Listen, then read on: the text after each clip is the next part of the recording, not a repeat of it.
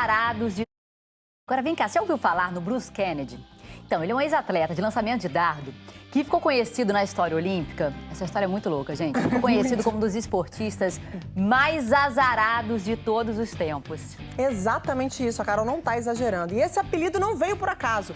Bruce Kennedy se classificou para 3 Olimpíadas e não pôde competir em nenhuma delas. Essa é a história de um recordista, dono de uma marca jamais igualada e totalmente desconhecido do grande público. Porque, ao contrário de muitas façanhas atléticas, ninguém deseja alcançar o feito de Bruce Kennedy. Ele se classificou para 3 edições dos Jogos Olímpicos e não pôde competir em nenhuma delas. 3 frustrações, 3 sonhos interrompidos, por razões que nada tinham a ver com suas qualidades como esportista.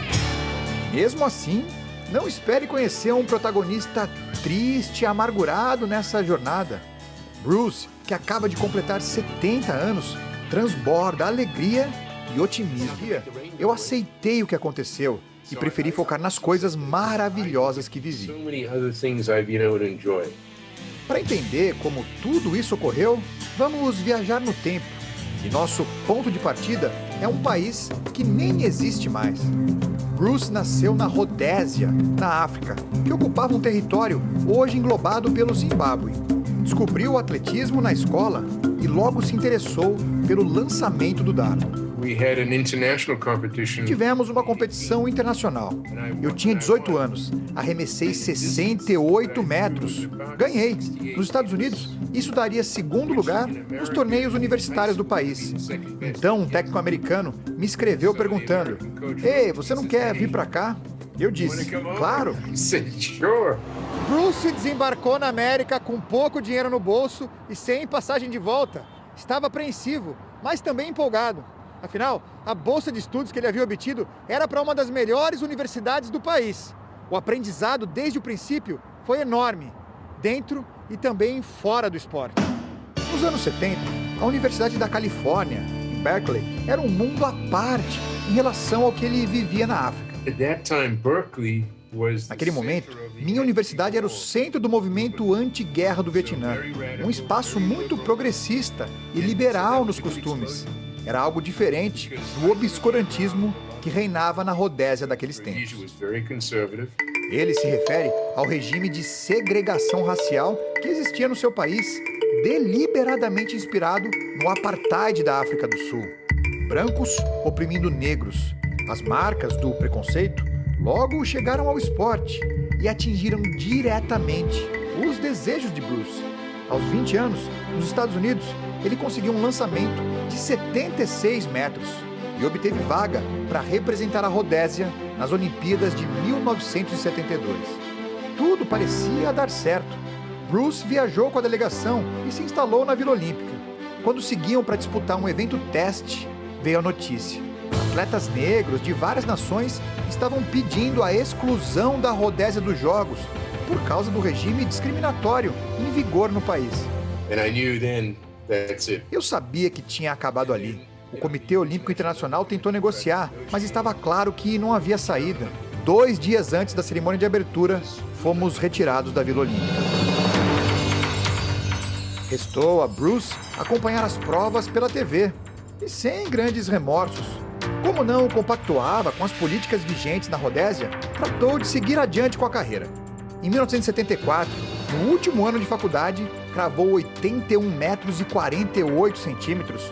Foi o 2º melhor do país no dardo. Tinha, de novo, resultados suficientes para entrar no time olímpico. Montreal, no Canadá, recebeu os Jogos de 1976. Dessa vez, porém, ele nem saiu de casa. O regime de segregação ainda estava em curso na Rodésia, que acabou novamente banida da competição. De novo, Bruce precisou se contentar em ser apenas um telespectador do lançamento de dardo. Era uma punição até esperada. Tivemos apenas que nos conformar. É a vida. 2 vagas olímpicas conquistadas, 2 chances perdidas. E ele não desanimou. Decidiu seguir treinando após terminar a universidade. Se casou, obteve cidadania americana e então descobriu que o auge da carreira atlética ainda estava por vir. November of 79. Em 1979 fui para Houston treinar com o Tom Tellez, que comandava o fenômeno do atletismo Carl Lewis. Em 5 dias, ele percebeu que estava errado na minha técnica e melhorei. Em 23 competições naquele ano, minha média foi de 83 metros. Como era cidadão americano, não precisava mais se preocupar com a situação política da Rodésia. O desafio agora era estritamente esportivo: ficar entre os 3 melhores na seletiva dos Estados Unidos para os Jogos de Moscou. Os livros comprovam o feito. Com um lançamento de 83 metros e 64 centímetros, Bruce acabou em 2º lugar. Ele não só garantiu vaga para viajar para a então União Soviética, como tinha também enorme chance de lutar por medalhas. Só que aí veio o mais duro baque. Os Estados Unidos estão fora das Olimpíadas de Moscou. 21 de março de 1980, o presidente americano Jimmy Carter anuncia que os Estados Unidos vão boicotar os Jogos de Moscou em protesto contra a invasão da União Soviética ao Afeganistão, que ocorrera no ano anterior. Um tipo de pressão política que não surtiu o efeito prático. No fim, serviu apenas para prejudicar uma geração de atletas, especialmente Bruce, que vivia o auge físico e técnico. In 72, 76, Em 72 e 76 eu não teria chances de medalha. Era só o melhor atleta de uma nação pequena. Mas em 1980, a história era diferente. Se eu tivesse feito minha melhor marca nos Jogos, terminaria com a medalha de bronze. Bruce não conseguia ir aos Jogos Olímpicos, mas aí o torneio veio até o quintal dele. Los Angeles, na Califórnia, o estado americano em que ele vive até hoje, recebeu a edição de 1984. Já não havia mais físico para integrar o time como atleta. Só que aí, Bruce aceitou um inusitado convite: trabalhar como voluntário de porteiro do Estádio Olímpico. E ele aceitou. it was tough. Foi duro no começo. Na cerimônia de abertura, vi ali, tão pertinho, gente que treinava comigo e passava gritando: "E aí, Bruce, como você tá?" Eu dizia: tô bem." Foi difícil, mas depois, vendo de perto todas as provas do atletismo, entendi aquilo como uma compensação. Eu consegui viver e entender um pouco o que eu havia perdido. Bruce nunca perdeu a paixão pelo esporte. Viu desde então muitas outras Olimpíadas sem amargura e sem ressentimentos. Nunca deixei coisas ruins me contaminarem. Eu poderia ficar reclamando do que ocorreu nas Olimpíadas. Não é justo, não é certo. Mas aquilo só machucaria eu mesmo. E até hoje sou assim. Quando alguém me diz: "Tenha um bom dia", eu respondo: Não. Eu vou ter um ótimo dia e você deveria ter também. And you have a great day too. Oh, okay. Essa é, portanto, a história de um recordista, o dono de uma marca que ninguém quer alcançar.